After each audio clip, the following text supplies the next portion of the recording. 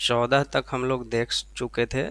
Set number आपका 14 तक cover हो चुका था और आज जो है 15 सेट बचा हुआ है और 16, ये दोनों सेट अभी देखेंगे। उसके बाद इसी वीडियो के अंदर जो है हम लोग जो है करंट अफेयर्स को भी देखेंगे और साथ ही साथ जो है आपका जीके जीएस का भी सवाल होगा, यानी कि काफ़ी लंबा 3 से 4 घंटा का एक क्लास होगा जिसमें सब कुछ होना है, सारा कुछ इसमें रहेगा।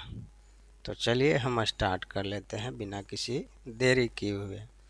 छोटा सा रिक्वेस्ट वही वाला रहेगा कि आप जो नए जुड़िएगा चैनल को सब्सक्राइब कर लीजिएगा और सबसे पहले तो आप वीडियो को लाइक करेंगे। अब यहाँ पे सवाल है जिसको आप पढ़ेंगे और देखेंगे। तो चलिए हम अब स्टार्ट करते हैं। यहाँ सवाल है 39 नंबर से, ऑस्ट्रेलियन ओपन 2024 पुरुष एकल का खिताब किसने जीता है भाई। यहाँ पे आपका 4 ऑप्शन इस प्रकार से बनाए गए हैं। ए में है आपका नोवाक जोकोविच, सी में है आपका डेनियल मेदवेदेव और ई में इनमें से कोई नहीं और बी में है जेनिक सिनर है, डी में एक से अधिक है। करेक्ट आंसर क्या हो जाएगा यहाँ पे आप देखिए, ये 4 ऑप्शन है। एक बार मैं क्वेश्चंस को और दिखा देता हूँ। ऑस्ट्रेलियन ओपन 2024 पुरुष एकल का खिताब जो है किन्होंने जीता है। करेक्ट आंसर क्या हो जाएगा आपका, तो करेक्ट आंसर हो जाएगा आपका यहाँ पे ऑप्शन नंबर बी हो जाएगा। जेनिक सिनर जी के द्वारा जो है ये जीता गया है। ध्यान से इसको स्क्रीनशॉट भी आप ले लीजिएगा तो बेहतर रहेगा, अगर याद नहीं है जिनको तो स्क्रीनशॉट लेते चलिएगा, क्योंकि अभी जो है आपका 2024-25 तक यही काम आने वाला है करंट अफेयर्स के लिए, तो आराम से इसको करते रहना है। चलिए नेक्स्ट हम सवाल को देखेंगे क्या कह रहा है यहाँ पे। इसमें और एक सवाल है, महिला का जो है किसने जीता है। ऑस्ट्रेलिया ओपन 2024 महिला एकल का खिताब जो है किन्होंने जीता है, ज़रा बताइएगा। तो ए जीते हैं आपका, मैं लिख देता हूँ, एरिना सबलेंका। ये महिला एकल का जो है ऑस्ट्रेलियाई ओपन 2024 वाला हुआ है, उसका खिताब महिला वाला इन्होंने जीता है। आगे बढ़ते हैं और नेक्स्ट सवाल को लेते हैं। कहा जा रहा है कि इसरो द्वारा जो है प्रमोचित किया गया भारत का पहला निजी तौर पर विकसित रॉकेट निम्नलिखित में से कौन सा है। स्काई रूट है, विक्रम एस है और प्रारंभ है। इनमें से कोई नहीं, एक से अधिक। करेक्ट आंसर क्या हो जाएगा बताइएगा ज़रा, करेक्ट आंसर क्या हो जाएगा। करेक्ट आंसर हो जाएगा आपका विक्रम एस हो जाएगा, है ना। इसरो द्वारा प्रमोचित किया गया भारत का पहला निजी तौर पर विकसित रॉकेट जो है निम्नलिखित में से कौन सा है, तो ये विक्रम एस है। आगे बढ़ते हैं और नेक्स्ट सवाल को लेते हैं। यहाँ पे क्या है, कहा जा रहा है कि जुलाई 2024 में यूनेस्को विश्व धरोहर जो है समिति की अध्यक्षता और मेजबानी कहाँ किया जाएगा। भारत, फ्रांस और है एक अमेरिका। भारत, फ्रांस और एक है आपका अमेरिका। करेक्ट आंसर आपको क्या लगता है। 41 नंबर सवाल को देखिए क्या हो जाएगा। तो करेक्ट आंसर हो जाएगा भारत हो जाएगा, ऑप्शन नंबर ए हो जाएगा। कहा जा रहा है आपको जुलाई 2024 में यूनेस्को विश्व धरोहर समिति की अध्यक्षता और मेजबानी कहाँ किया जाएगा, तो ये इंडिया में किया जाएगा, अपने ही देश भारत में किया जाएगा। नेक्स्ट सवाल को हम लोग लेते हैं। नेक्स्ट सवाल क्या कह रहा है ज़रा इसको भी देखिए। 8 सवाल जो है आपका करंट का रहना है, जो कॉमन पेपर है 40 नंबर वाला, है ना। तो 8 सवाल रहेगा करंट अफेयर्स का और 8 साइंस रहेगा और रहेगा आपका 8 मैथ रहेगा सिलेबस तो सबको प्रॉपर पता ही होगा। और 8 रहेगा आपका जो है मॉडर्न हिस्ट्री रहेगा, और 8 सवाल क्या रहेगा, ज्योग्राफी रहेगा। तो हो गया ना 8 5 40, तो इतने सवाल आपको रहेंगे।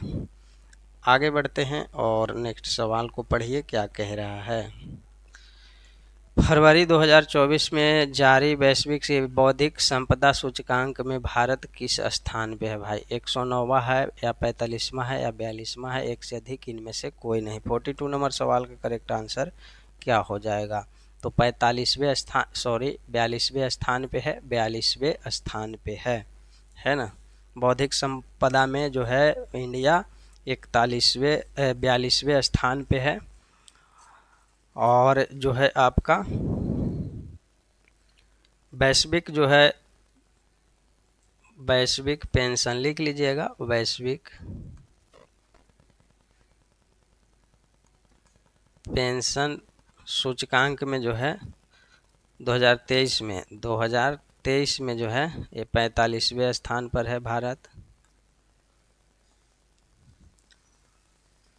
और भूखमरी 2024 है ना, जर्मन संस्था जो है बेल्थोल द्वारा जारी वैश्विक भूख सूचकांक 2023 में, भूख सूचकांक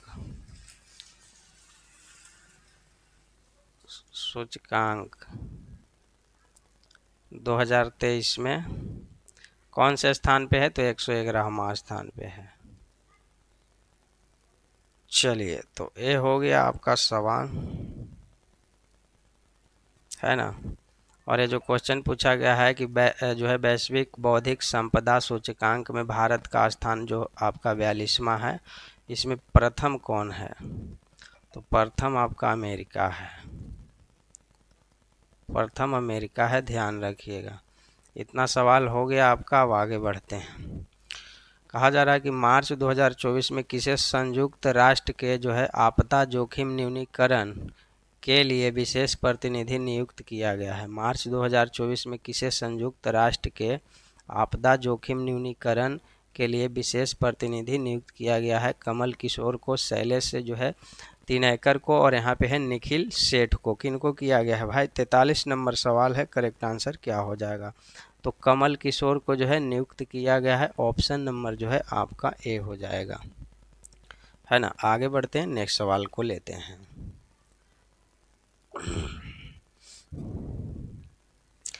कहा जा रहा है कि हाल ही में चर्चा में रहे जो है कुटनाड आर्द्र भूमि प्रणाली किस राज्य में स्थित है? कुटनाड आर्द्र भूमि प्रणाली किस राज्य में स्थित है? महाराष्ट्र है, केरला है या तमिलनाडु है? करेक्ट आंसर क्या हो जाएगा? तो करेक्ट आंसर आपका केरला हो जाएगा, केरल। ऑप्शन नंबर ए हो जाएगा। नेक्स्ट सवाल है, हाल ही में भारत के किस यूनिवर्सिटी को पहला जो है लिविंग हेरिटेज यूनिवर्सिटी का जो है से दर्जा मिला है ना। आईआईटी बेंगलोर, और यहाँ पे विश्व भारती, बनारस हिंदू विश्वविद्यालय, एक से अधिक इनमें से कोई नहीं। 45 नंबर सवाल का करेक्ट आंसर क्या हो जाएगा? तो विश्व भारती हो जाएगा करेक्ट आंसर। ऑप्शन नंबर जो है आपका सी करेक्ट हो जाएगा। नेक्स्ट सवाल को लेते हैं, यहाँ पे क्या कह रहा है देखते हैं।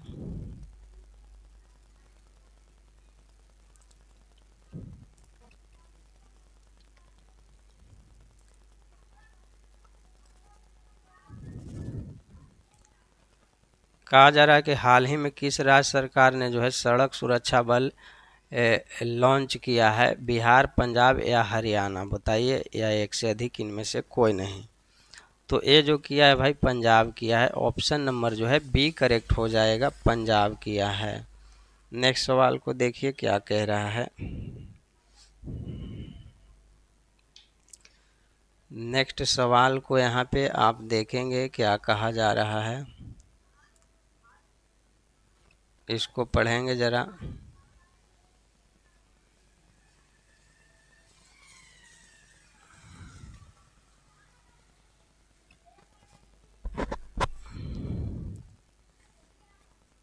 आइए अब जो है मॉडर्न हिस्ट्री का सवाल यहाँ से। दांडी मार्च गुजरात में नमक की खादानों तक लगभग डाउडाउट मील की पैदल यात्रा करी गई थी। कितना किया गया था भाई बताइए। यहाँ पे पूछा गया है और यहाँ पे ऑप्शन है 240, 300, 250, एक से अधिक। ई में इनमें से कोई नहीं। करेक्ट आंसर क्या हो जाएगा आप लोग कमेंट बॉक्स में भी आंसर करेंगे। करेक्ट आंसर बताइए क्या हो जाएगा। करेक्ट आंसर इसका इनमें से कोई नहीं होना चाहिए, वही होना चाहिए। क्या नहीं, 240 मील चला गया था। 385 यहाँ मील में दिया हुआ है भाई, इसलिए कन्फ्यूजन हुआ। कितना चला गया था, 385 किलोमीटर, है ना। तो सब लोग जो है देखिए बीपीएससी के एग्ज़ाम में जो है इस तरह से क्वेश्चंस को जो है मूव करवा दिया जाएगा, ताकि जो है समस्या उत्पन्न हो जाए वहाँ पे।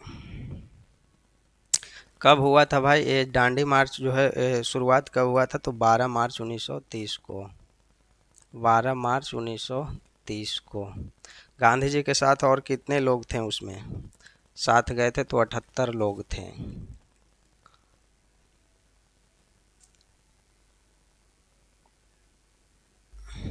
चलिए आगे बढ़ते हैं, नेक्स्ट सवाल को लेते हैं। गांधी इरविन समझौता कब हुआ था जरा बताइएगा। गांधी की बात चल रही है तो गांधी इरविन समझौता जो है कब करी गई थी बताइए।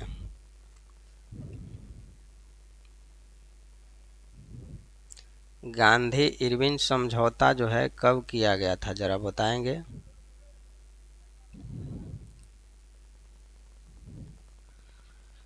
तो ये हुआ था भाई 5 मार्च 1931 को। चलिए आगे हम बढ़ जाते हैं, नेक्स्ट सवाल को अब ले लेते हैं। किसने कहा था कि भारत की जो है एकमात्र आशा उसकी जनता से है। उच्च वर्ग शारीरिक एवं नैतिक रूप से मृत हैं। उच्च वर्ग जो है, उच्च वर्ग के लोग शारीरिक एवं नैतिक रूप से क्या है, मृत हैं। किसने कहा था, बिपिन चंद्रपाल, अरविंद घोष, यहाँ पे अरविंद घोष है, और यहाँ पे स्वामी विवेकानंद। करेक्ट आंसर क्या हो जाएगा जरा बताइएगा इसका, 48 नंबर सवाल का। तो ये कहा था आपके कौन, स्वामी जो है विवेकानंद साहब ने कहा था कि भारत की एकमात्र आशा उनकी जनता से है। उच्च वर्ग शारीरिक एवं नैतिक रूप से मृत हैं, उच्च वर्ग वाले जो लोग थे। यहाँ पे स्वतंत्रता के समय ब्रिटिश भारत में रियासतें शामिल थी, 592, 565 या 582। बताइए स्वतंत्रता के समय ब्रिटिश भारत में कितने रियासतें जो थीं वो शामिल थीं। तो 565 रियासतें जो थीं वो शामिल थी। करेक्ट आंसर आपका क्या हो जाएगा, करेक्ट आंसर आपका हो जाएगा ऑप्शन नंबर बी। आगे बढ़ते हैं, नेक्स्ट सवाल को यहाँ पे हम लेते हैं। 22 जुलाई 1947 का क्या महत्व है। वर्तमान राष्ट्रीय ध्वज को अंगीकृत किया गया था। इस दिन पूर्व स्वतंत्रता अधिवेशन आयोजित किया गया था। इस दिन राष्ट्रगान के चयन हेतु नेताओं द्वारा आपसी विचार विमर्श किया गया था। एक से अधिक इनमें से कोई नहीं। 50 नंबर सवाल का करेक्ट आंसर क्या हो जाएगा। 50 नंबर सवाल है आपके स्क्रीन के ऊपर, इसका करेक्ट आंसर क्या होगा जरा बताइएगा।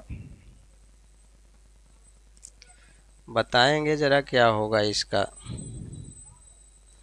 तो इसका करेक्ट आंसर आपका ऑप्शन नंबर ए हो जाएगा, है ना। वर्तमान राष्ट्रीय ध्वज को अंगीकृत किया गया था। ऑप्शन नंबर जो है ए करेक्ट हो जाएगा। नेक्स्ट सवाल को ले लेते हैं, क्या कहा जा रहा है।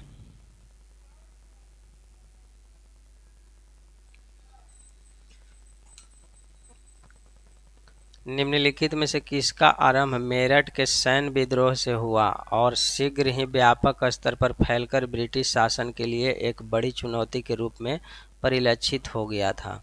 भारत छोड़ो आंदोलन 1942, पानीपत की लड़ाई 1761 और भारतीय विद्रोह 1857। एक से अधिक इनमें से कोई नहीं। करेक्ट आंसर क्या हो जाएगा सर इसका बताइए।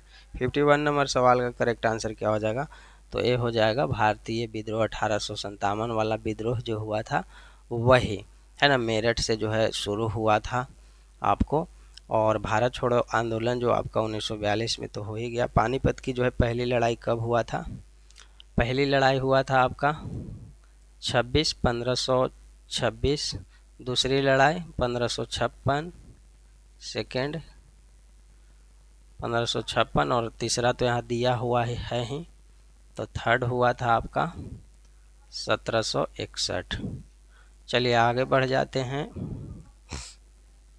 काशीराम ने किस राजनीतिक बल की स्थापना करी थी? जनता दल, या यहाँ पे जनता दल यूनाइटेड, या बहुजन समाज पार्टी, एक से अधिक, इनमें से कोई नहीं। 52 नंबर सवाल का करेक्ट आंसर आपका क्या हो जाएगा, जरा बताइएगा। कांसीराम ने किस राजनीतिक दल की स्थापना करी थी? ये बिहार से रिलेटेड है,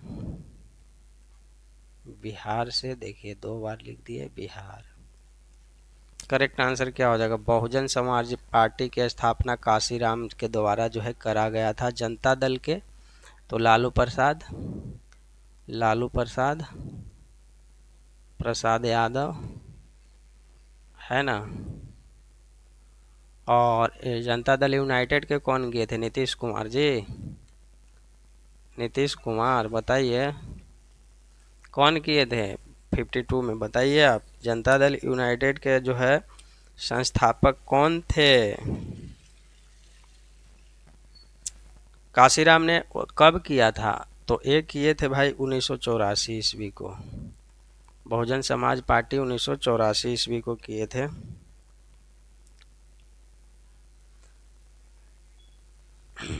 राजा राम मोहन राय ने किस बंगाली अखबार की स्थापना करने के साथ साथ उसका संपादन भी किया था? केसरी, संवाद, कैमुदी, और यहाँ पे युगांतर, एक से अधिक, इनमें से कोई नहीं। राजा राम मोहन राय ने जो है किस बंगाली अखबार की स्थापना करने के साथ साथ उसका संपादक भी किया था? बताइए करेक्ट आंसर क्या हो जाएगा। 53 नंबर सवाल का करेक्ट आंसर क्या हो जाएगा? तो इसका हो जाएगा बी, संवाद कैमुदी। ऑप्शन नंबर बी हो जाएगा करेक्ट। इसमें और कुछ जो है आपके इम्पोर्टेंट फैक्ट्स हैं, कहिए तो मैं इसको नोट कर देता हूँ। यहाँ पे युगांतर कौन लिखे थे? युगांतर किनके द्वारा संपादित किया गया था, जरा ये बताइए। संपादक कौन थे? वारिर नंद, आपके कुमार घोष। और बताइएगा जरा, केसरी, ये केसरी जो दिया गया है किनके द्वारा संपादित किया गया था? केसरी बाल गंगाधर तिलक करिएगा यहाँ पे। और भी है, मराठा का कौन किए थे? मराठा के संपादक कौन थे जी, बताइएगा। तो यही थे, बाल गंगाधर तिलक ही थे, ध्यान रखिएगा। वंदे मातरम अरविंद घोष। सोम प्रकाश के बताइए। सोम प्रकाश के जो है कौन किए थे भाई? ईश्वर चंद्र विद्यासागर।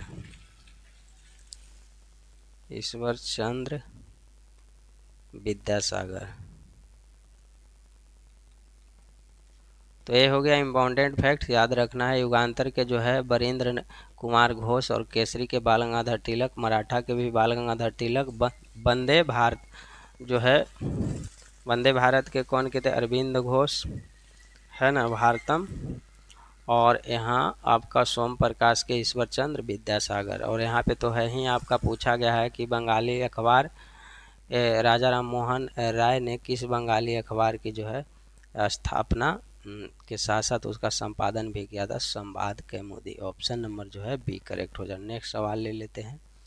यहाँ पे देखिए, कहा जा रहा है निम्नलिखित में से कौन विकल्प मुगल शासक के शासनकाल के दौरान भारत आने वाला विदेशी यात्री के आधार पर सही तौर पर सुमेलित है? औरंगजेब जो है, मनुची, शाहजहां, विलियम हॉकिंग्स, और देखिए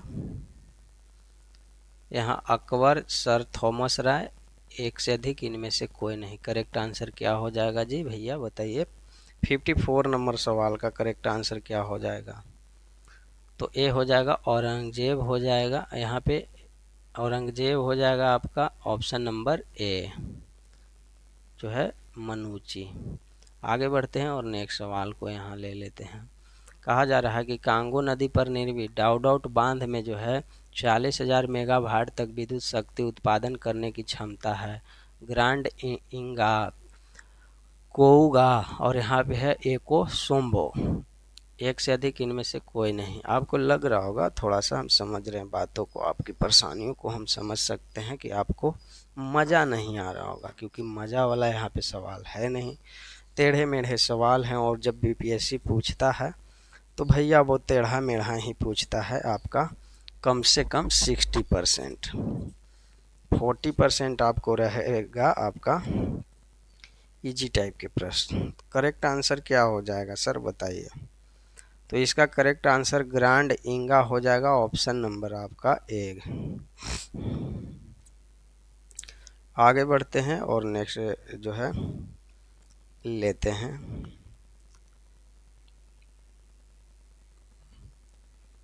यहाँ देखिए, उत्तर कोरिया और दक्षिण कोरिया को अलग करने वाली अंतर्राष्ट्रीय सीमा रेखा को किस प्रसिद्ध नाम से जाना जाता है? 56 नंबर सवाल है, करेक्ट आंसर क्या हो जाएगा? उत्तर कोरिया और दक्षिण कोरिया को अलग करने वाली जो है आपका सीमा रेखा को किस नाम से जाना जाता है? 49वां जो है पैरेलल, और यहाँ रेड क्लिफ रेखा या सैन सीमांकन। करेक्ट आंसर क्या हो जाएगा 56 नंबर का? तो इसको सैन सीमांकन हम कहते हैं। अब बताइएगा कि भारत और चीन को कौन अलग करता है? भारत चीन, यहाँ भारत चीन, तो मैकमोहन, याद रखिएगा इम्पोर्टेंट फैक्ट्स है मैकमोहन। और बताइए ज़रा, रेड क्लिफ रेखा, बोलिए रेड क्लिफ किसको किसको अलग करता है? भारत पाकिस्तान, तो भारत और पाक, पाक लिख देते हैं, समझ जाइएगा। उसके बाद हिंडनबर्ग किसको? जर्मनी और पोलैंड को, हिंडनबर्ग जर्मनी और पोलैंड, एंड इस तरह से हम लिख देते हैं पोलैंड, पोलैंड। और बताइएगा ज़रा इसमें ड्यूरंड रेखा किसको? क्योंकि जो पूछता है वही हम ले रहे हैं। ड्यूरंड रेखा किसको किसको अलग करता है जी? तो पाकिस्तान और अफगानिस्तान को, पाक और अफगानिस्तान, अफगानिस्तान। तो ये कुछ इम्पोर्टेंट था भाई। मैकमोहन रेखा जो है आपका भारत और चीन को, भारत एंड चीन को, रेड क्लिफ भारत पाकिस्तान को, हिंडनबर्ग जर्मनी और पोलैंड को, ड्यूरंड रेखा पाकिस्तान और अफगानिस्तान को। आगे बढ़ते हैं और अगला देखते हैं क्या कह रहा है, जरा ध्यान दीजिएगा। कहा रहा है कि आल्प्स विश्व की सबसे बड़े पर्वतों में से एक है। आल्प्स पर्वतमाला इनमें से किस यूरोपीय देश का की जो है भौगोलिक सीमा के अंदर स्थित नहीं है, पूछा गया है। तो ए में है फ्रांस, बी में जर्मनी, सी में बेल्जियम, डी में एक से अधिक, ई में इनमें से कोई नहीं। 57 नंबर सवाल का करेक्ट आंसर क्या हो जाएगा? तो बेल्जियम जो है इस सीमा रेखा के अंदर अवस्थित नहीं है। आल्प्स विश्व के सबसे बड़े पर्वत में से एक है। आल्प्स पर्वतमाला जो है इनमें से किस यूरोपीय देश भौगोलिक सीमा रेखा के अंदर नहीं है? तो बेल्जियम नहीं है, फ्रांस है, जर्मनी है ना, लेकिन आपका क्या है जी? बेल्जियम नहीं है। और भी देश है आपका, स्विट्जरलैंड है, ऑस्ट्रेलिया है, इटली है। चलिए आगे बढ़ जाते हैं।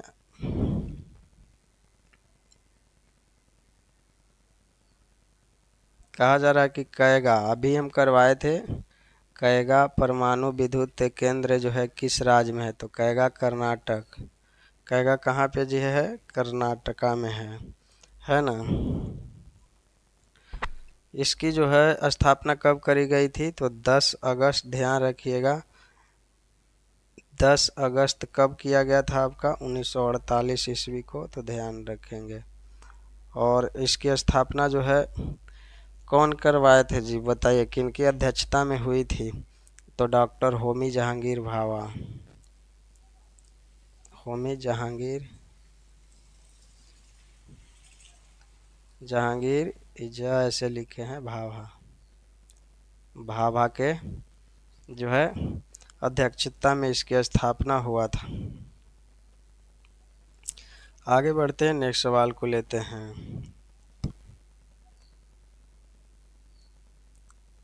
नरौरा कहाँ है जी, काकरापारा तो गुजरात में है, नरौरा यूपी में है, ध्यान रखिएगा। यहाँ क्वेश्चन अगला है, निम्नलिखित में से कौन सी जो है भारत सबसे बड़ी कृत्रिम ताजे पानी की झील है, कौन सी भारत की सबसे बड़ी कृत्रिम ताजे पानी की झील है, नैनीताल झील, शिवाजी सागर झील और एक और है कोडाई झील। कोडाई झील, बताइए करेक्ट आंसर क्या हो जाएगा 59 नंबर का, तो शिवाजी सागर झील हो जाएगा बी। निम्नलिखित में से कौन सा विकल्प विषुवत को सर्वोत्तम ढंग से परिभाषित करता है, विषुवत को कौन सा जो है परिभाषित करता है मेरे भाई मेरे दोस्त, जरा बताएंगे हमें भी।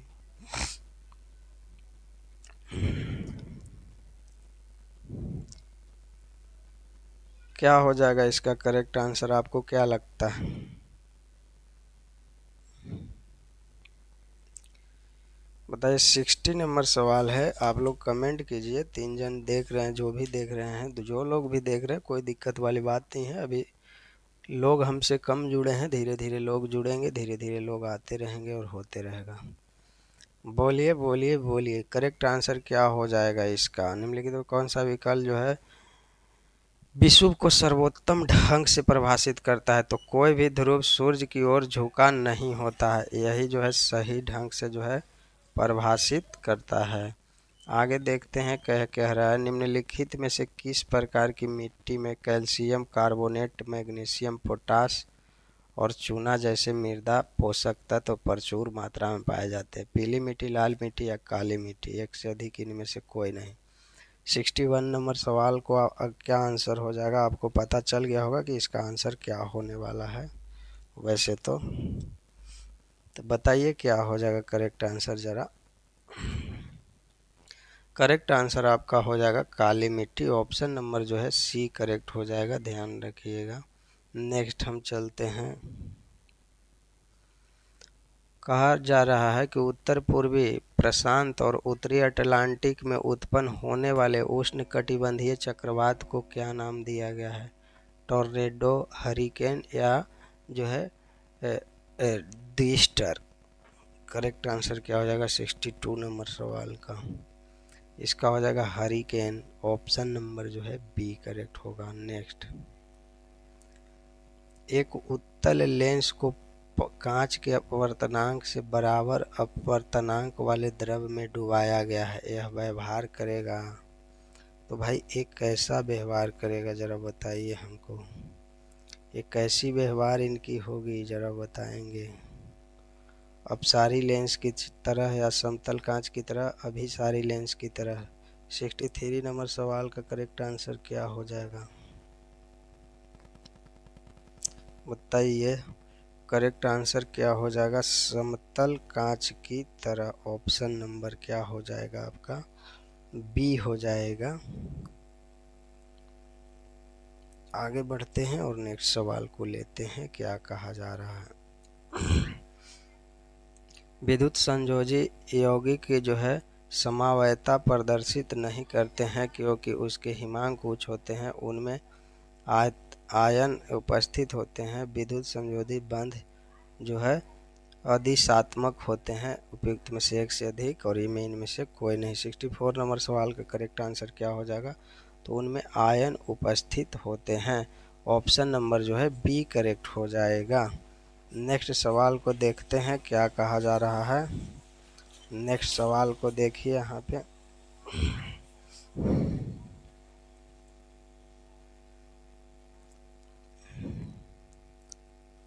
कहा जा रहा है कि कॉर्क की जल के लिए जो है अपरागमय प्रकृति निम्न में से किसके निक्षेपण का कारण होती है? लिग्रीन होती है, सुवेरिन होती है या पैक्टिन होती है? करेक्ट आंसर क्या हो जाएगा?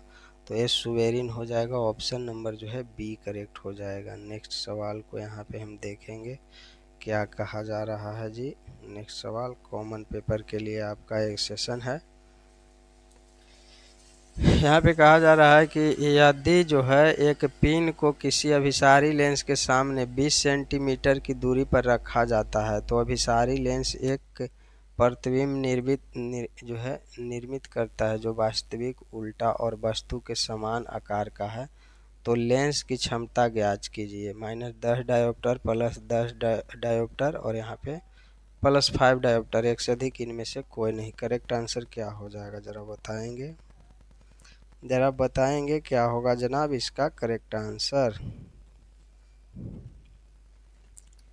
बताइए बताइए बताइए क्या होगा? तो इसका करेक्ट आंसर आपका 66 वाला क्या हो जाएगा? आवर्धन निकालना है उत्तल लेंस के लिए जो है आपका यहाँ पे देख लीजिए, जरा मैं कर देता हूँ इसका।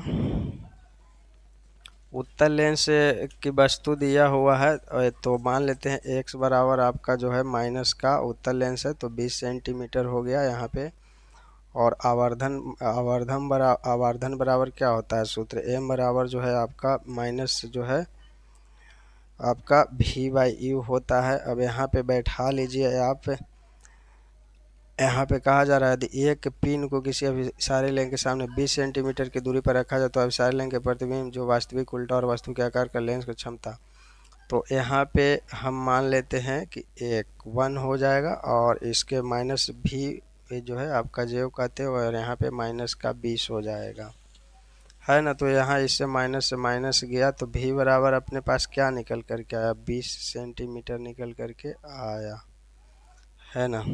अब यहाँ पे लेंस का सूत्र लगा लीजिए और का, तो लेंस का सूत्र क्या होता है? 1/f बराबर क्या होता है? 1 बटा जो है आपका v-1/u होता है कि नहीं होता है? इसको और ऊपर कर देते हैं और यहाँ पे बना देते हैं। तो 1/f जो है जेव का त्यों रहेगा और यहाँ पे आपका 1/20 माइनस का हो जाएगा।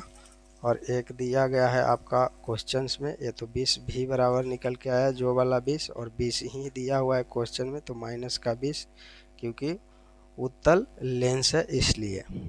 तो इसको अब कैलकुलेशन कीजिए और क्या है यहाँ पे इसको एलसीएम लीजिए। 20 का एलसीएम क्या हो जाएगा? 20 हो जाएगा और एक में से आप घटाइएगा तो कितना हो जाएगा जी? क्या हो जाएगा भाई मेरे?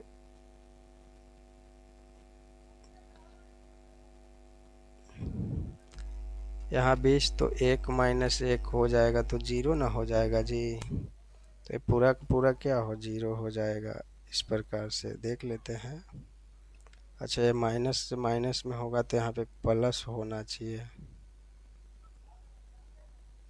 हाँ गुना होगा 1 और यहाँ पे माइनस का है आपको 20 तो यहाँ पे प्लस हो जाएगा 2 हो जाएगा। तो 1/f बराबर जो है आपका क्या हो जाएगा? 2/20 हो जाएगा। तो ए कट करके कितना है? 1/f यानी कि यहाँ 10 होगा ना जी। तो तिरछा तिरछी गुना कीजिएगा तो f बराबर आपको कितना मिलेगा? 10 मिलेगा। f बराबर 10 मिल गया। अब यहाँ पे क्या कह रहा है? क्षमता, पावर पूछ रहा है तो पावर निकाल लीजिए। p बराबर क्या होता है? m बटा जो होता है आपका f होता है। तो आपका जो है 100 हो जाएगा और बट्टा में f बराबर कितना है? 10 आया है।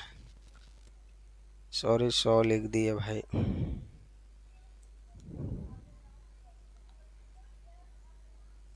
तो यहाँ पे 10 तो कट करके क्या आया? आपका पावर बराबर 10 डायोप्टर। तो यही क्वेश्चन आपसे पूछ रहा था जो कि प्लस में 10 dioptre, option number B correct हो जाएगा। नेक्स्ट सवाल को देखिए, यहाँ पे कहा जा रहा है कि डोवेराइनर के त्रिक के अनुसार इनमें से कौन सा तत्व कैल्शियम और बेरियम के मध्य स्थित हो सकता है। Ca का परमाणु द्रव्यमान 40.1 और Ba का परमाणु द्रव्यमान जो है इतना दिया हुआ है। करेक्ट आंसर क्या होगा, इनमें से कोई नहीं। नाइट्रोजन परमाणु द्रव्यमान दिया गया है 14, क्लोरीन दिया गया है परमाणु द्रव्यमान 35.5 दिया गया है, और यहाँ पोटेशियम परमाणु द्रव्यमान 87.62 दिया गया है। करेक्ट आंसर क्या होना है इसका, करेक्ट आंसर ऑप्शन नंबर जो है सी हो जाएगा, स्ट्रांसियम हो जाएगा। 87 पॉइंट आपका है 62, ऑप्शन नंबर सी।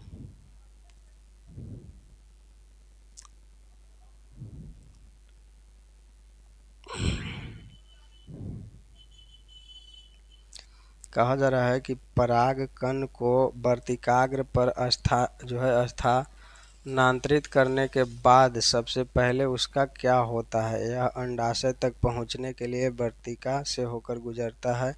यह नाभि को जो है बीजांड में जो है विमुक्त करने के लिए घुल जाता है। यह नाभि को बीजांड में स्थानांतरित करने के लिए एक नलिका विकसित करता है। एक से अधिक इनमें से कोई नहीं। 68 नंबर सवाल का करेक्ट आंसर क्या हो जाएगा, तो ए है जो है आपका ऑप्शन नंबर जो है सी हो जाएगा यहाँ पे करेक्ट आंसर। यह नाभि को बीजांड में स्थानांतरित करने के लिए एक नलिका विकसित करता है। परागकण वर्तिकाग्र और स्थानांतरित करने के बाद सबसे पहले उसका क्या होता है, तो यह नाभि को बीजांड में स्थानांतरित करने के लिए एक नलिका विकसित करता है। ऑप्शन नंबर सी करेक्ट हो जाएगा। अब आइए 69 नंबर सवाल को देखिए। अजैव निम्नीकरण अपशिष्ट के संदर्भ में स्रोत पर पृथक्करण का क्या अभिप्राय है। यहाँ पे आप ऑप्शन देखिए, 4 ऑप्शन है, 5 ऑप्शन है, सॉरी 4 ही नहीं है। अजैव निम्नीकरणीय वस्तुओं का उपयोग करने वाले लोगों को इन वस्तुओं के साथ जो है जैव निम्नीकरणीय वस्तुओं के साथ मिश्रित नहीं करना चाहिए। परिवारों को कचरे में अजैव निम्नीकरणीय वस्तुओं को जो है जैव निम्नीकरणीय वस्तुओं से अलग रखना चाहिए। सी में है अजैव निम्नीकरणीय जो है उपभोज्य वस्तुओं का उत्पादन करने वाले कारखाने को उन्हें जैव निम्नीकरणीय पदार्थ के साथ मिश्रित नहीं करना चाहिए, तो सी में है दिया गया।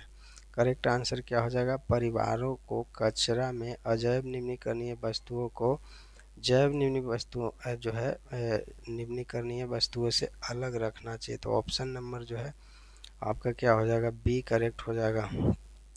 कहा जा रहा है प्रोटॉन के अमीनो अम्ल में जटिल कार्बोहाइड्रेट के ग्लूकोज में और वसा के वसा अम्लों और ग्लिसरॉल में अंतिम रूपांतरण के लिए जिम्मेवार एंजाइम में उपस्थित होते हैं। जठररस, पीसरस, आत्रस। बोलिए क्या क्या होता है। करेक्ट आंसर इसका क्या हो जाएगा, 70 नंबर सवाल का आपका करेक्ट आंसर क्या हो जाएगा, तो ऑप्शन नंबर सी हो जाएगा आपका आत्रस। ठीक है ना, आत्रस। अब नेक्स्ट सवाल को देखिए और इसको रीड आउट कीजिए। आइए, हाल ही में भारत का प्रथम सौर ऊर्जा से संचालित जो है ग्राम किसे घोषित किया गया है, बताइए। 40 नंबर सवाल है। सौर ऊर्जा से संचालित ग्राम कौन है जी, बताइएगा जरा। ऑप्शन देखिए, ऑप्शन पढ़िए क्या लिखा गया है। आप लोग लाइक वाइक नहीं करते हो, कोई बात नहीं है, ऐसे ही देख करके सीखते रहिए बस, और क्या। हाल ही में, अब यहाँ पे कहा जा रहा है कि हाल ही में जो है भारत का प्रथम सौर ऊर्जा संचालित ग्राम किसे घोषित किया गया है। सांची मध्य प्रदेश को, मोढेरा गुजरात को, और जो है 0 ग्राम अरुणाचल प्रदेश को। किसको घोषित किया गया बताइए, तो मोढेरा गुजरात को जो है ये घोषित किया गया है। आपका सौर ऊर्जा वाला एक ग्राम है। यहाँ पे सर्वाधिक मान लीजिए कि पूरा का पूरा सौर लाइट से चलता है, ठीक है ना। आगे, भारतीय सेना और सेशेल्स की सेना के बीच जो है 8 से 27 मार्च 2024 तक संयुक्त सैन्य अभ्यास कहाँ आयोजित किया गया? भारत और सेशेल्स के बीच में हुआ।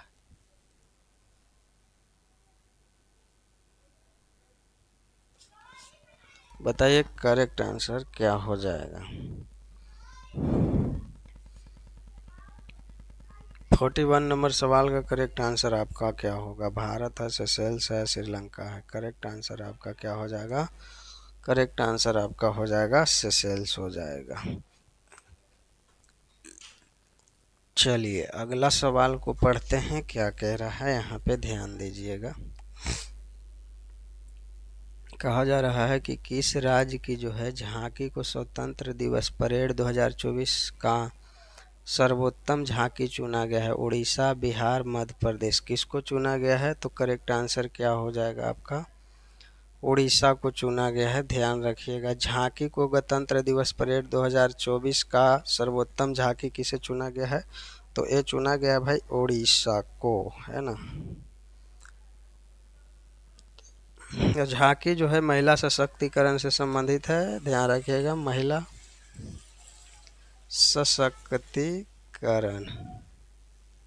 सशक्तिकरण से संबंधित है।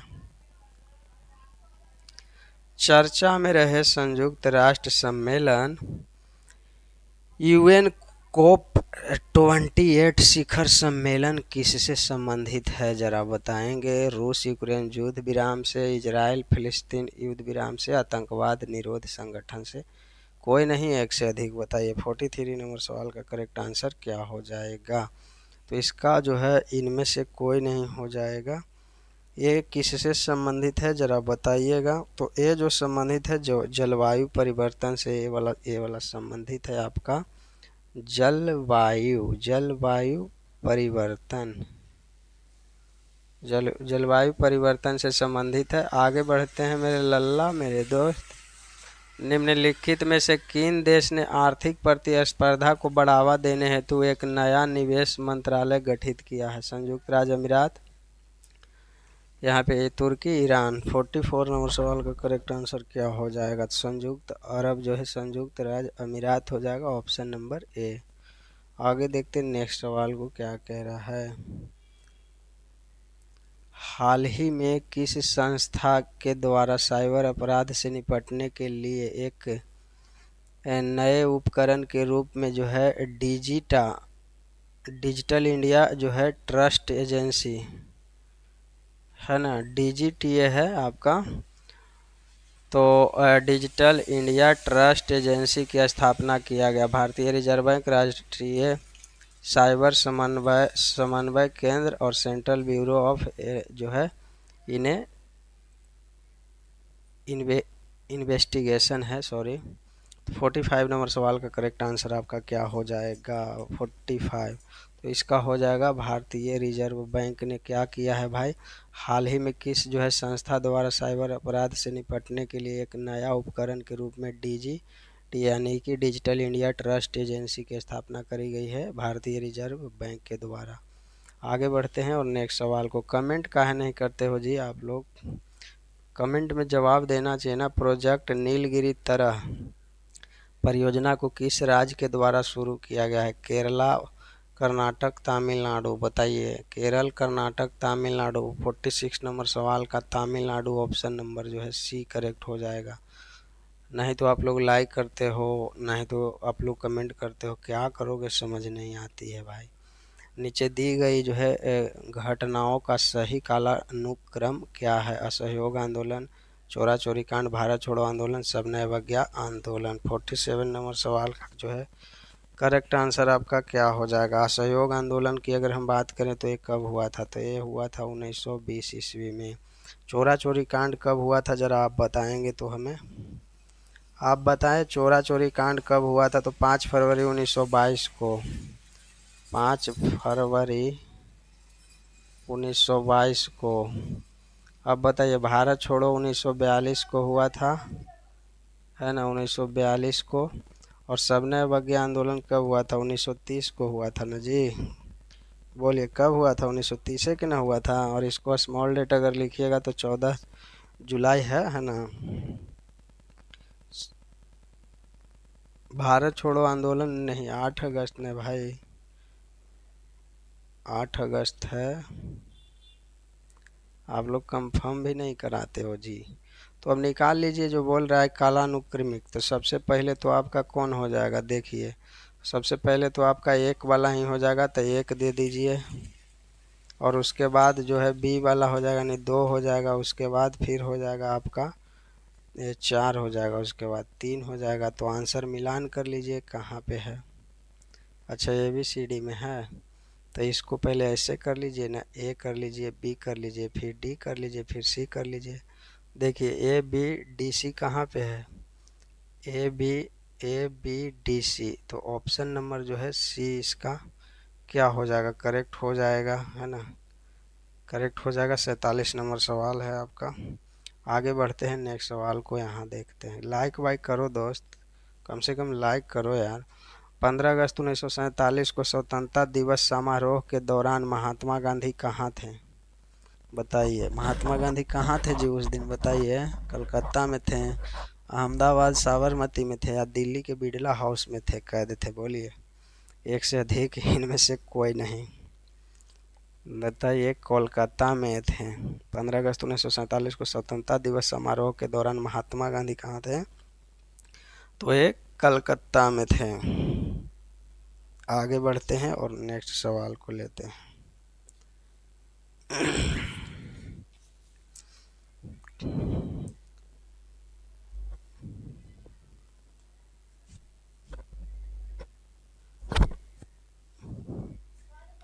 चलिए, कहा जा रहा है कि किस आंदोलन को भारत का पहला सविनय आंदोलन कहा जाता है। इंटरेस्टिंग सवाल है यहाँ पे भाई। खिलाफत आंदोलन, असहयोग आंदोलन, और एक और है आपका चंपारण आंदोलन या चंपारण सत्याग्रह। 49 नंबर सवाल का करेक्ट आंसर आपका क्या हो जाएगा, तो चंपारण को ही कहा जाता है, चंपारण आंदोलन या चंपारण सत्याग्रह को ही कहा जाता है। यहाँ पे ध्यान रखिएगा, किस आंदोलन को भारत का पहला सविनय अवज्ञा आंदोलन कहा जाता है, तो ये चंपारण वाले सत्याग्रह। चंपारण सत्याग्रह कब हुआ था, 1917 ईस्वी में, ध्यान रखिएगा, है ना। और बताइए, सविनय अवज्ञा 1930 तो हो ही गया। खिलाफत असहयोग आंदोलन कब हुआ था, ये बताइए। अभी अभी आपने देखा है, असहयोग आंदोलन कब हुआ था, अभी बताइए। अभी ने हमने लिखा था भाई, 1 अगस्त को नहीं लिखे थे जी, 1920 ईस्वी को हुआ था, है ना। आगे बढ़ जाते हैं, नेक्स्ट सवाल को लेते हैं। निम्नलिखित में से किस ब्रिटिश जो है नीति ने लोगों को जलियांवाला बाग अमृतसर में एकत्र होने के लिए विवश किया था। रॉलेट अधिनियम, साइमन कमीशन, या पिट्स इंडिया अधिनियम, बोलिए। इसमें जो है लगभग 20,000 लोग मारे गए थे भाई, 20,000 लोग लगभग मारे गए थे, है ना। सरकार की डाटा तो बहुत कम ही थी, लेकिन बहुत ज़्यादा जो है। यहाँ पे क्या लिख रहे हैं सर, बीएड सेकेंड ईयर का एग्ज़ाम 5 जुलाई को जो है समाप्त हुआ है। क्या TRE 4 में मौका मिलेगा, जी बिल्कुल मिलेगा। आपको सिर्फ रिजल्ट पहले आ जाना चाहिए, बात आप समझ रहे हैं। उसके पहले आप सीटेट क्वालिफाई हैं, या तो STET, सीटेट या स्टेट क्वालिफाई है, तब ना भरिएगा आप TRE 4। अगर ये क्वालिफाई है तो अगर आपका अभी तो बहुत समय है, अभी तो TRE 3 ही नहीं री एग्ज़ाम हुआ है, अभी इसका ही प्रक्रिया चलेगा। तो TRE 4 आएगा, तो TRE तो क्वालिफाई है, तो कोई बात नहीं है, आप भरिएगा, कोई दिक्कत नहीं है। आपका रिजल्ट पब्लिश होना चाहिए नोटिफिकेशन के समय, उसमें मेंशन रहता है कि इतना से इतना डेट में जो है आप के पास में सर्टिफिकेट होना चाहिए। सर्टिफिकेट हो या ना हो, लेकिन आपका रिजल्ट जो है डिक्लेयर होना चाहिए। निम्नलिखित में, अब यहाँ पे पढ़िए, निम्नलिखित में से किस ब्रिटिश नीति ने लोगों को जलियांवाला बाग अमृतसर में एकत्र होने के लिए जो है विवश किया था।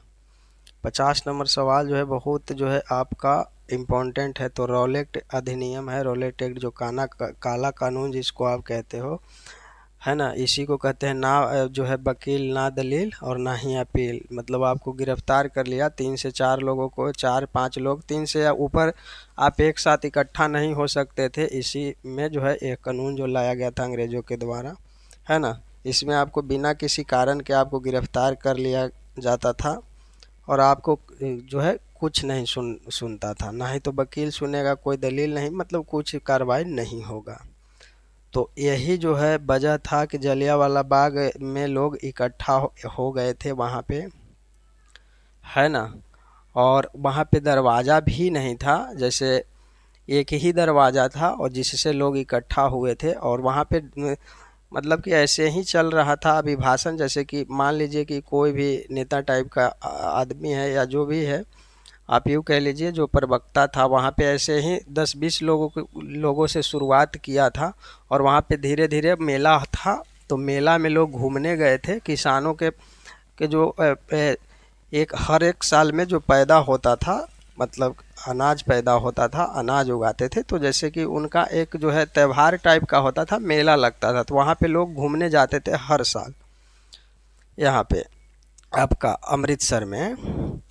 तो घूमने गए थे, वैसे ही जब देखे कि जो प्रवक्ता बोल रहा था तो उनके और जो है लोग आकृष्ट होते चले गए धीरे धीरे धीरे धीरे, और संख्या बढ़ती चली गई। मान लीजिए कि एक फील्ड है, उसमें एक ही गेट है, यहाँ पे छोटा सा गेट है मान लीजिए, और अंग्रेज जो आया और यहाँ पे बहुत सारा गाड़ियाँ लगा दिया, तोप वगैरह सारा ऑर्डर दे दिया था कि जा कर के मार दो। बिना किसी से पूछे, बिना कुछ कहे, बिना कुछ समझाए बोला था कि तुम लोगों को हम 3 मिनट का समय दे रहे हैं। इसी में बोला था कि 3 मिनट का समय दे रहे हैं, जिसको भागना है यहाँ से निकल लो। तो भाई 3 मिनट में यहाँ से एक ही दरवाज़ा था, तो कैसे लोग भागते हैं, किसी को कुछ समझ में ही नहीं आया। 3 मिनट तो सोचने में, क्योंकि सब तो नॉर्मल लोग थे, किन्हीं को कुछ पता थोड़े था। यहाँ पे गए थे जो लोग, वो तो मेला घूमने गए थे, बच्चा था बैठा हुआ, मतलब एक भी लोगों को जो है यहाँ पे नहीं छोड़ा गया था। बच्चा तहाक को जो है, 6 महीना का बच्चा, 1 साल का बच्चा, सबको जो है गोली से भून दिया था भाई। तो यही है, इम्पोर्टेंट है, आप ध्यान इसका डिटेल वीडियो देखिएगा यूट्यूब पे किन्हीं का, तो मिलेगा सारा कुछ, है ना। 1946 इसमें ब्रिटिश सरकार द्वारा एक कैबिनेट मिशन भारत भेजा गया था, जिससे डाउट सदस्य शामिल थे। 6 थे या 4 थे या 3 थे, तो सबको याद होगा कि कितने थे भाई, 3 थे। और तीनों के तीनों क्या थे, अंग्रेज थे। इसीलिए लोग नाराज भी हुए थे, इसका बहिष्कार करना शुरू कर दिया था, है ना। कैबिनेट मिशन जो है वापस जाओ। और ये तीनों सदस्य का जो है नाम क्या था भाई, मैं लिख देता हूँ यहाँ पे। एक थे भाई पैंथिक लॉरेंस साहब थे, लॉरेंस, क्योंकि ध्यान रखना बहुत आवश्यक है। और यहाँ पे रदरफोर्ड क्रिप्स थे, रदरफोर्ड क्रिप्स थे। और एक और थे आपके, है ना, एबी अलेक्जेंडर थे, एबी अलेक्जेंडर थे। तो ये 3 ही अंग्रेज थे जो सदस्य बनाए गए थे, वो तीनों के तीनों अंग्रेज थे। चलिए आगे बढ़ते हैं। महात्मा गांधी ने किस पुस्तक में लिखा है कि भारत में ब्रिटिश शासन भारतीयों द्वारा किए गए विस्तारित सहयोग का परिणाम था? और भी आप कुछ लिख रहे हैं। TRE-4 का नोटिफिकेशन तो जुलाई में अंतिम सप्ताह में आ जाएगा, ऐसा कौन बोला आपको? ऐसा कहाँ बोला? वो जो आप कैलेंडर निकला था वो पढ़ लिए, देख लिए हैं? अरे कैलेंडर देख कर क्या आप बोल रहे हो भैया? नहीं आएगा, संभव है ही नहीं कि इतना जल्दी आ जाएगा। अभी जो है अलग लोचा चल रहा है, आपको पता है। अभी अलग लफड़ा चल रहा है कि आपका जो है आरक्षण समाप्त किया गया है। तो इसमें जो है अब खुद ही जो है गवर्नमेंट या विभाग खुद ही कंफ्यूज है कि किसको किस प्रकार से आरक्षण इसमें दिया जाएगा। तो अब एग्ज़ाम का डेट आ गया है, तो एग्ज़ाम तो हो जाएगा TRE जो है 3 का, है ना। अब देखिए 102 दिन में ये भी पता चल जाएगा कि 19, 20, 21 में आपका एग्ज़ाम होगा कि नहीं होगा। विभाग लेटर इसके लिए निकाल देगा, अगर कोई जो है संशय की स्थिति बनती है तो। अन्यथा जो है आपका हमें लगता है कि 99% एग्ज़ाम जो है हो जाएगा, 1% ही जो है, क्योंकि कल न्यूज़ वाले जो है कुछ इन्फॉर्मेशन डाले हुए थे, आपने देखा होगा, तो बिहार का ऑफिशियल न्यूज़ पे डाला हुआ था कि इसमें जो है तिथि में फिर से बदलाव एक बार हो सकती है। तो देखिए अब जो होना है, अगर ये होगा उसके बाद इसको फाइनल होने में अभी समय लगेगा। बात आप अभी समझिए, जुलाई में आपका नोटिफिकेशन नहीं आने जा रहा है, इतना आप जान लीजिए। उसमें टेंटेटिव डेट ही रहता है, जहां आप कैलेंडर देखे हो ना, तो सब जगह पे टेंटेटिव डेट लिखा हुआ रहता है। महात्मा गांधी ने किस पुस्तक में लिखा है कि भारत में ब्रिटिश शासन भारतीयों द्वारा किए गए विस्तारित सहयोग का परिणाम था? ग्राम स्वराज, हिंद स्वराज और सत्य के साथ मेरे प्रयोग। बोलिए क्या हो जाएगा भाई? हिंद स्वराज हो जाएगा। Hind Swaraj option number B. Comment में आंसर भी बताओ जरा भाई, आप लोग लाइक तो करते नहीं हो यार। किसी राजवंश के शासकों ने अपनी उपलब्धियों को जो है प्रशांति के रूप में लिखा। किस राजवंश के शासकों ने अपनी जो है उपलब्धियों को प्रशांति के रूप में लिखा? मुगल वंश, गुप्त वंश, राजपूत वंश, एक से अधिक, इनमें से कोई नहीं। करेक्ट आंसर क्या हो जाएगा? गुप्त वंश। ऑप्शन नंबर जो है बी करेक्ट हो जाएगा। पाणिनि एक प्रसिद्ध संस्कृत थे, क्या थे भाई? व्याकरणविद थे, लेखक थे, कवि थे, क्या थे? तो भाई ये व्याकरणविद थे पाणिनि, है ना? व्याकरणविद ही तो थे पाणिनि, संस्कृत के विद्वान थे, है ना? सिंधु नदी और जास्कर नदी का संगम कहाँ होता है? लद्दाख में, कटिहार में, और यहाँ पे है पंचनद में, एक से अधिक, इनमें से कोई नहीं। 55 नंबर सवाल का करेक्ट आंसर क्या हो जाएगा? तो लद्दाख हो जाएगा, ऑप्शन नंबर ए हो जाएगा करेक्ट। पंतजलि किसका है जी? जय, बोलिए। यहाँ पे लद्दाख आंसर सही है। आगे बढ़ते हैं नेक्स्ट। कहा जा रहा है कि botanical survey of India, BSI, botanical survey of India लुप्त प्राय पौधों की सूची निम्नलिखित में से किस नाम से प्रकाशित करता है? Red data book, green data book या ब्लैक डाटा बुक? बताइए करेक्ट आंसर क्या हो जाएगा? तो भाई कुछ भी जो है विलुप्त हो रहा है, पशु पक्षी या जो भी है, तो वो रेड डाटा बुक में ही दर्ज किया जाता है। आपको पता होना चाहिए। तो ऐसे सवाल में एकदम सीधा आंख बंद करके मार दीजिएगा। खारे पानी में जो है रहने वाला मगरमच्छ कहाँ पाए जाते हैं? दमन और द्वीप समूह, कर्नाटक द्वीप समूह, अंडमान और निकोबार द्वीप समूह, एक से अधिक, इनमें से कोई नहीं। 57 नंबर सवाल का क्या हो जाएगा दोस्त इसका करेक्ट आंसर? और लाइक वाइक भी पे ध्यान भी दीजिए, उस पर भी आप। तो इसका करेक्ट आंसर आपका हो जाएगा अंडमान और जो है निकोबार द्वीप समूह में क्या पाया जाता है? खारे पानी में जो है मगरमच्छ पाया जाता है। आगे, निम्नलिखित में से कौन सी नदी बंगाल की खाड़ी में गिरती है? सिंधु, कावेरी, नर्मदा। बोलिए कौन सी नदी जो है आपका बंगाल की खाड़ी में गिरती है? 3 नदी में से तो एक कावेरी गिरती है। ऑप्शन नंबर जो है बी। कावेरी नदी पर एक जो है आपका क्या है जी? जलप्रपात है। बताइए कौन सा जलप्रपात है? शिव समुद्रम, है ना? शिव समुद्रम है, कावेरी नदी पे जलप्रपात है, ध्यान रखिएगा। दक्षिण भारत की गंगा के नाम से कौन जाना जाता है? यही जाना जाता है दक्षिण भारत की गंगा, ये भी लिखिए। दक्षिण भारत की गंगा कावेरी। और कुछ लिखना है? इसकी लंबाई जो है आपका 800 किलोमीटर है। अब ज़्यादा कुछ मत लिखिए, इतना काफ़ी है। स्क्रीनशॉट